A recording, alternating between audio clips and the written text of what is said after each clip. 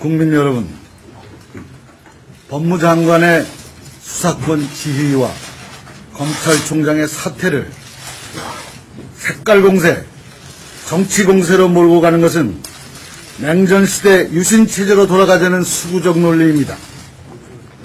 더더욱 한나라당은 사안의 본질인 인권보호를 외면한 채 이번 사건을 색깔론에 이어서 국가 정체성 혼란으로 호도하고 있습니다. 국민에게 불안과 혼란을 가중시키고 있다고 생각합니다. 책임있는 제1야당이라고도 하기에는 도저히 믿기지 않는 억지 주장을 펼치고 있습니다. 저와 우리 당은 정치권의 합리적인 이성과 논의로 이 일이 잘 마무리될 것으로 기대했었습니다. 그러나 한나라당의 태도에 더 이상 좌시할 수 없는 상황이 된 것 같아 안타까운 마음으로 이 자리에 앉게 되었습니다. 한나라당과 박근혜 대표는 급기야 민생과제를 해결해야 할 민생국회도 내팽개치고 당해투쟁도 불사하겠다고 합니다. 이것이야말로 국정을 흔들고 나라의 정체성을 짓밟는 시대착오적 행위라고 생각합니다. 이것이야말로 좀 더 나은 생활을 위해 안간힘을 쓰는 서민과 중상층 여러분들의 민생을 외면한 반민생, 반인권적 행위라고 생각합니다. 국민 여러분, 자유민주 체제의 근간은 무엇입니까? 바로 국민 여러분들의 기본권이며 그 핵심 요체는 바로 인권이 아니겠습니까? 인권과 민주주의는 바로 우리 당과 참여정부가 국민 여러분과 함께 수십 년 동안 유신시대와 군부독재의 총칼에 유린에 맞서서 곤봉으로 얻어맞고 감옥에 가면서 쟁취한 소중한 가치라고 생각합니다. 이번 천정배 법무장관의 지휘권 행사는 검찰의 존립근거가 되고 있는 검찰청법의 제8조에 명시된 법률에 의거한 정당한 권한 행사라고 생각합니다. 검찰이 도주 우려나 증거 인멸의 우려가 없는 자에 대해서 무리하게 구속 수사를 하던 관행에 제동을 건 것입니다. 우리나라는 정권 교체 직전인 1997년 기준으로 범죄 1000건당 구속자 수가 독일의 42.3배이며 스웨덴의 16.5배이고 일본의 2.6배에 달했습니다.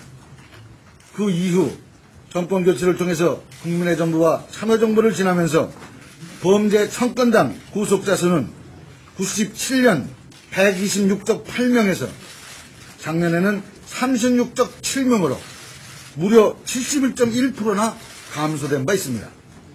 국민의 정부와 참여정부의 부단한 인권 우선 원칙의 결과이자 검찰과 사법부의 부단한 변화와 혁신의 결과이기도 합니다. 그러나 여전히 해외 인권 선진국에 비해서 높은 것이 또한 사실입니다. 바로 이 점이 우리가 앞으로 인권 보호 차원에서 해결해야 할 방향을 보여주는 것이기도 합니다. 이번 천정배 장관의 수사 지휘권 행사는 무분별한 인신구속으로 인권이 제대로 보장받지 못하는 잘못된 수사 관행을 바꾸자는 것입니다. 과거 군사독재 정권 시절보다 많이 개선되기는 했지만 여전히 남아있는 인권 경시 수사 관행을 인권 존중 수사로 바꾸자는 우리의 의지와 노력의 표현이기도 합니다. 한나라당과 박근혜 대표는 정기국회 기간 중임에도 불구하고 연일 지원 유세에만 몰두하다가 이제는 방향을 틀어서 색깔론과 난데없는 구국투쟁 운운하면서 민생국회가 되어야 할 정기국회를 온통 정쟁의 난장판으로 만들고 있습니다.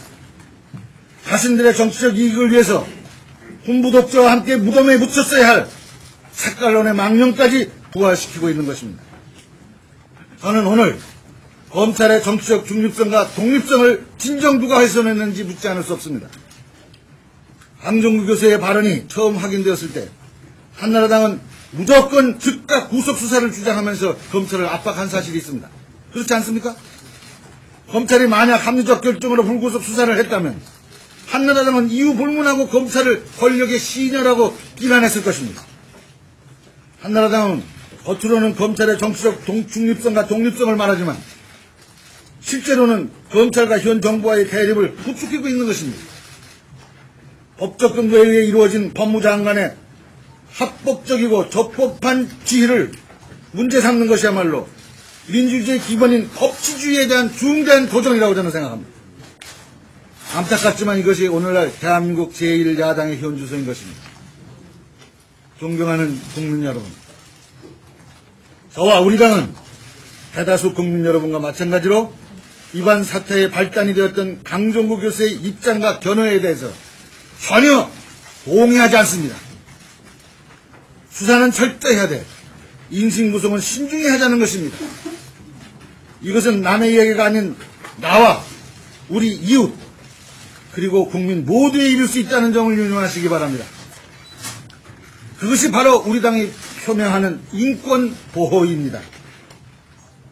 존경하는 국민 여러분, 모처럼 경제회복의 기미가 보이고 있는 바로 이 시기에 불필요한 정쟁은 또다시 경제의 발목을 잡고 있습니다. 이러한 중요한 시기에 선거에만 올인하다가 엉뚱한 색깔론으로 장애투쟁도 불사한다는 것은 국민을 협박하는 행위이자 제1야당으로서는 너무나 무책임한 처사인 것입니다. 한나라당이 입만 열면 말하던 민생은 대체 어디로 간 것입니까? 한나라당의 민생은 선거용 정략이었음을 반증할 따름이라고 저는 생각합니다. 한나라당의 색깔론 총공세는 진정한 사회통합을 가로막고 헌정질서와 인권을 앞장서서 파괴하려는 무책임한 행위임을 엄중히 경고하지 않을 수 없습니다. 저는 오늘 국민 대통합을 이룰 인권 선진사회로 가기 위해서 4가지 원칙을 밝히고자 합니다. 첫째, 누구든지 기본적 인권은 보장되어야 합니다. 여전히 우리나라는 OECD 국가 중에서 가장 높은 구속수사율을 보이고 있습니다. 일단 잡아넣고 보자는 식의 구속영장 남발은 자제되어야 마땅합니다. 힘 있는 사람과 힘 없는 사람, 돈 있는 사람과 돈 없는 사람 간의 사법 불평등을 최소화해야 한다고 생각합니다. 둘째, 인권 문제를 정쟁화시키는 모든 정치적 공세는 즉각 중단되어야 합니다. 인권 문제를 색깔론으로 정쟁화시켜서 국론을 분열시키는 것은 21세기판 신공안정국을 불러오는 것입니다. 우리 국민 누구도 민주주의와 인권을 짓밟고 탄압했던 유신독재로 돌아가기를 바라는 국민은 없을 것입니다. 아무도 모르게 연행돼서 고문당하고 구속당하던 공포의 인권 유린 시대로 다시 돌아갈 수는 없지 않습니까? 인권은 그 어떤 이유로도 무시되거나 훼손되어서는 안 되는 천부 인권입니다. 인권 문제를 가지고 정쟁화시키는 시대착오적 정치 공세를 즉각 중단할 것을 한나라당에 엄중히 요구합니다. 셋째, 21세기 인권 선진 문명국가로 발돋움하기 위해서는 극단적 사고와 행동은 자제되어야 합니다. 극우와 국자적 사고와 행동은 사회통합의 최대 장애물입니다. 따라서 21세기 문명국가로 발돋움하기 위해서는 문명화된 접근이 필요하다고 생각합니다. 건강한 상식과 자유민주주의 원칙에 입각한 성숙한 사회를 만들어 나가야 합니다.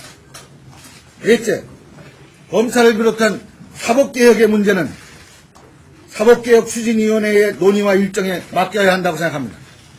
우리 당은 이번 일을 검찰개혁과 연결시키지 않을 것을 분명히 합니다. 검찰을 비롯한 사법개혁의 논의는 사법개혁 추진위원회에서 사회 각계 전문가들의 논의가 현재 진행 중에 있습니다. 우리는 사법개혁 추진위원회의 논의를 존중할 것입니다. 사법개혁 추진위원회에서 충분한 연구와 논의를 통해서 구체안이 국회에 넘어온 다음에 정치권이 본격적인 논의를 시작해도 늦지 않을 것입니다. 아울러 무엇이 민주주의 체제를 위한 것인지를 논하는 여야 TV 토론을 제안합니다. 한나라당 박근혜 대표는 정체성에 대한 질문만 던지지 말고 당당하게 텔레비 토론에 응해야 한다고 생각합니다. 존경하는 국민 여러분, 이번 일이 정쟁으로 번져서는 안 됩니다. 모든 국민을 위한 인권 옹호와 색깔론으로 물들어서도 안 됩니다. 국민 여러분들의 지혜롭고 현명한 판단만이 야당의 무책임한 정치 공세를 막고 진정 우리 사회를 21세기 선진 인권사회로 가는 자양분이 될 것입니다. 대한민국은 그렇게 허약하지 않습니다. 감사합니다.